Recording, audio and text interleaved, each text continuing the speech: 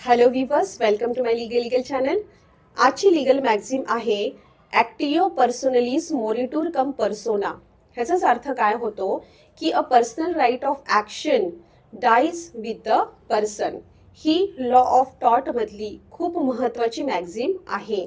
तर ह्या मॅगझीननुसार काय आहे की एखादी व्यक्ती म्हणजे जी गुन्हा करते ती, म्हणजे जी रॉंगफुल ॲक्ट कमिट करते ती, किंवा जिच्या संदर्भामध्ये रॉंगफुल ॲक्ट कमिट होतं ती, ह्या दोन्हीपैकी एकाचा जरी मृत्यू झाला तरी पण तो जो दावा आहे तो संपुष्टात येतो. आता ही जी मॅक्झिम आहे ही specially it is applicable to the टॉट against the body of the person.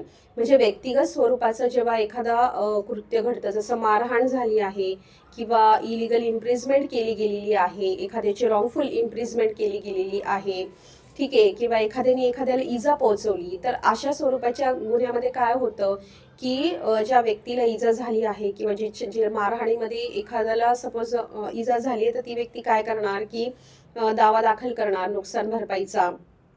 तर अशा स्वरूपाचे जे काही रॉंग कमिट होतात which is against the body of person, तर त्या ठिकाणी जे आहे ही मॅक्झिम ॲप्लिकेबल होते. प्रोप्रायटरी टॉटच्या संदर्भामध्ये ही मॅक्झिम ॲप्लिकेबल होत नाही. म्हणजेच मालमत्तेच्या स्वरूपात मालमत्तेशी संबंधित जे काही अपराध होतात किंवा जे काही ऑफेन्सेस होतात, तर त्या ठिकाणी ही मॅक्झिम ॲप्लिकेबल होत नाही.